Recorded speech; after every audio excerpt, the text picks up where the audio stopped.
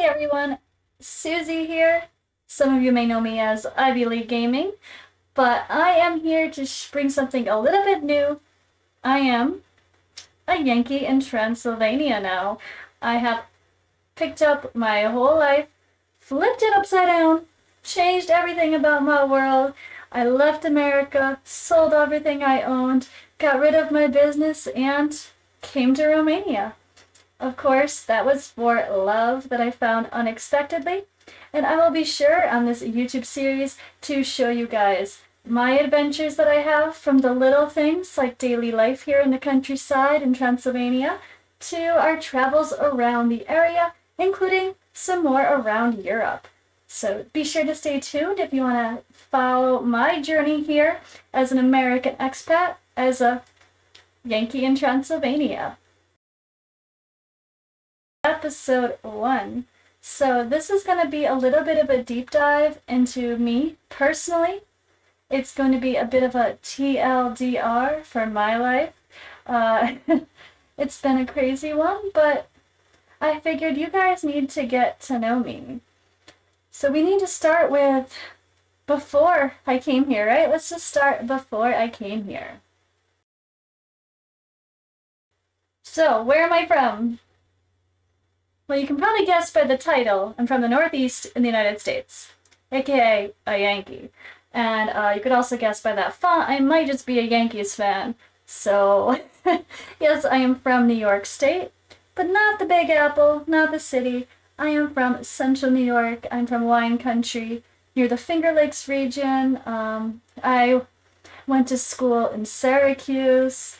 I lived around that area for a little bit and ended up living in Florida for a few years once I hit 20. That's the super TLDR, of course. Basic rewind is I'm an only child. Grew up pretty poor, honestly. Grew up really poor, actually. But life was pretty hard. We had an okay life, though. A little bit of bumps, some personal craziness, I guess, but not really. Not anything too crazy that I guess isn't abnormal these days. We had a big family, but I never was that close to them once I got older. And yeah, I ended up going to college not too far away, and then moved to Florida for a few years. Ended up back in New York for a couple of years as well. And then eventually found myself in Pennsylvania, near Philadelphia. So I lived there for a bit, and I ended up with my ex. I ended up being in New Jersey, South Jersey, which was quite a wonderful place to live. It's so funny when you're in America, or hell, even non-Americans. You think of New Jersey, you think it's terrible, right? How many people have good first impressions when you hear the words New Jersey? Not many, right? What comes to your mind when you think of New Jersey? But it was actually quite lovely. It's called the Garden State for a reason. There's a lot of agriculture, a lot of farming. It's just crazy. It's pretty. South Jersey was very quiet. It was very nice. There were vineyards, breweries, distilleries everywhere. Good food everywhere. It was a really nice place to live. Along with living there, I had purchased a house. It also had a photography studio. So I was, rewind even more. I was a model and a photographer for 13 years. Honestly, the last few years, like the older I got, I stopped modeling really for a while now. And it just, the older you get, the less you want to have to worry about feeling perfect. It's super hard to kind of feel as perfect as possible and know you're far from it. Let's be honest. You know who's really perfect? Not many. But the photography was a lot of fun for me, and the lifestyle was a lot of fun. I did photo shoots frequently at my studio. I ran events. I made money just by having people use my space. And that was a nice sort of passive income. I ran events at really fun, interesting, amazing locations. And that was really fun too. But honestly, the last couple years, I stopped having an interest in it. I stopped caring about photography. I stopped caring about the modeling and photography world and the community as well. I met a lot of really great people, so I'm not to offend anyone that's watching this that's like, hey, but you don't care about us. I swear I do. There are so many wonderful people that I will miss and that I hope I can see again. But I lost an interest in photography as an art form.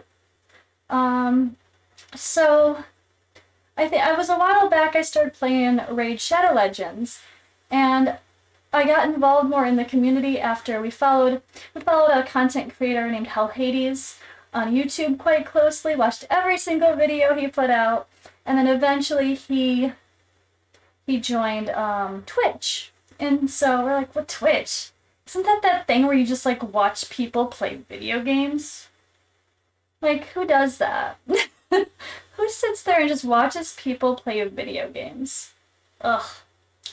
Sure enough, I was hooked pretty fast. It was fun. It was interactive. You felt like you were getting to know the people, the other chat members, the other streamers. I would get to know different content creators, different streamers, find different people on YouTube. It was just a really nice community. I never really had any intention of doing Twitch myself. Initially, I thought maybe I could do something related to photography or modeling or something. When I first created a Twitch profile, I thought maybe I'll just do something for the photography, maybe, I don't know. So I created a profile, and then I never ended up doing anything with photography with Twitch. But sure enough, COVID happened. The photography business was at a halt for a while, but it got rolling again. It was okay. And then by Christmas of 2020, I was like, you know what? I think I want to do the Twitch thing. Like, I enjoy the game. I help some people with the game. And I really like the way people are on Twitch. It feels like it's fun vibes, hang out. I want to do that. Why not? Why not? I'm a full-time freelancer anyway. I've worked for myself for a long time. And so I decided to, I guess I just was like, screw it, why not try? So I bought a new laptop and like Black Friday deals. I think I took advantage and got our Cyber Monday and got a new laptop. Laptops are not good for streaming with, guys. Don't get a laptop. But I thought I might still travel for photography reasons. So I was like, I better have a fully portable setup. What if I want to go somewhere for a week and still stream every night after working? Maybe I would want to do that too. So I bought a fully portable setup with portable monitors, portable computer, and small lights that would be easy to travel with as well. And sure enough, ended up not traveling anymore with COVID hitting anyway, because I stopped doing that. Really, I just worked from home. I started doing the Twitch thing. Still did a little bit of photography, still ran the studio, but I was really trying to focus more of my efforts on Twitch. I did make a YouTube within a month. Oh yeah, and I think I mentioned Ivy League Gaming is my handle on Twitch and YouTube for the sake of playing Raid Shadow Legends, if anyone actually plays that as well that is watching and didn't know I played. But I had so much fun. So I really got involved with the community. I got to know, thanks to a game called Summoner's Glory, I got to know a group of guys better. There was a bunch of people in this chat from our friend Adhocs that had created. There was Papa Tez, Tura Happy John, Joey B Gaming, Dan Heilman was in there sometimes, in Taco Gaming as well. And there were some other guys in and out a little bit, but mostly those were the core of who I was chatty with. And through that, we actually started doing something called Thursday Night Shenanigans, where we'd stay up late. Everyone would join us. We'd have like multiple faces around the screen. Like I'd be in this corner right here, and then it'd be like the other guys next to me, and the game would be like in the middle. And it was super cute and fun. We'd have a lot of laughs, and I don't know, that was my highlight of my week, was hanging out with my boys. And that kind of made me realize that, I don't know, my favorite time in my day, in my week, whatever, was not when I was attached in my own world. It was when I was detached and in this other world, with people I wish I could have hung out in person. Of course, I adore all of them still, but you know, everyone lived all over the world, the UK, Michigan, Tennessee, all over the darn place. So, and I was in New Jersey. So I didn't really get to meet anyone yet, at least. But come down to it, I think that really brought out a lot more interaction in my Twitch community as well. We got more personal, we got more silly, and that's how I met, well, who some of you know as Odd One Gaming. He started popping into my Twitch streams, in my chat, and he was super funny, always making me laugh. Eventually, he joined Thursday Night Shenanigans a couple times, and just started to talk to him quite a bit, honestly. Just here, I mean, not even a lot. It wasn't even a lot, to be fair. It was just random. But instantly liked him. Was one of those, like, if things were different, I'd totally have a crush on you. Or, I think you're a catch. I wish I could hook you up with someone that I know because you're wonderful kind of vibe, you know? Because, like, life was a little more complicated then. But a weekend came in October where I was doing my normal, let's hang out with the boys and have some fun. Oh, I forgot. I didn't mention this person because they weren't part of the OG boys chat, as I call it.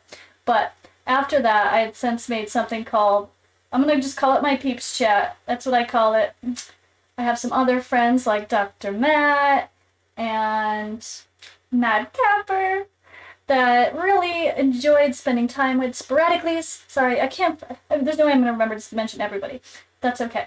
We had so much fun, and it was a blast to have people hang out. So I had my normal chat with them. We had like a late night chat.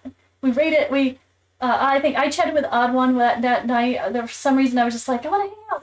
Let's talk. Get off your stream already. You've been streaming too long. Come hang out with me. And we chatted. We ended up joining Mad Capper's stream. He had our audio on while he was streaming. Oh dear God. And your girl drank a whole bottle of wine.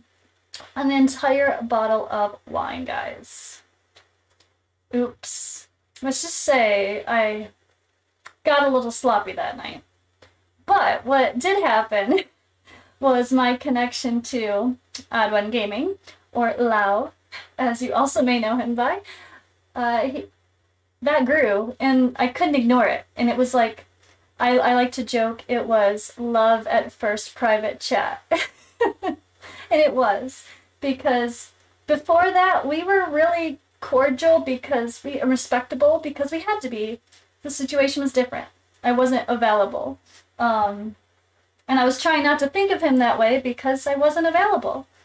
And that was alright, but I couldn't ignore it anymore. So sure enough, conversations continued, and